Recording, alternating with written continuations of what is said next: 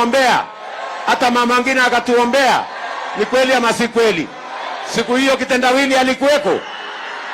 Si kitendawili ndiye alikuwa ametupangia? Ni kweli ama si kweli? Mimi nawaomba watu wa Gatundu, mnanielewa? Nawaomba kwa unyenyekevu, tafadhali, nataka niwatume kwa ndugu yangu Uhuru Kenyatta. Please, mwambie, ama namna gani? Mwambie usiumize William Ruto kwa sababu alisimama na wewe wakati hawa wakora hawakutaka kusimama na yeye. Ni kweli ama si kweli? Ni kweli ama si kweli? Kwa sababu sasa mimi nauliza nyinyi watu wa Gatundu, mbona Uhuru Kenyatta ananipangia? Si mimi ndio nimesaidia Uhuru Kenyatta mpaka akakuwa rais? Tafadhali mwambieni asichukue ile kisu nilimsaidia ya uongozi akatumia kukata mimi. Tafadhali mwambie usikate huyo William Ruto, ndiye alikuwa ndugu yako. Ni kweli ama si kweli? Ni kweli ama si kweli?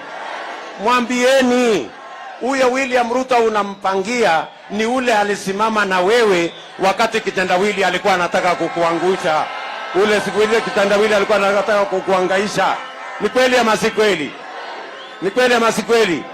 Mwambieni huyo William Ruto unataka kumwangaisha ni ule mama ngina alimuombea hapa Gatundu.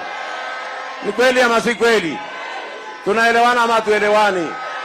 Mwambieni rafiki yangu Uhuru Kenyatta, mtamfikishia habari hata kama hataki kusaidia mimi.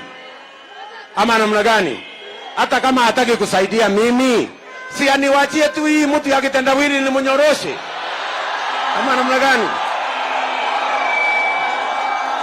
Ama namna gani?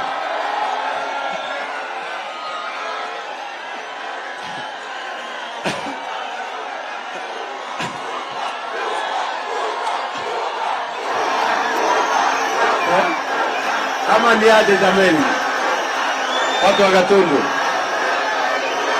tumekubaliana?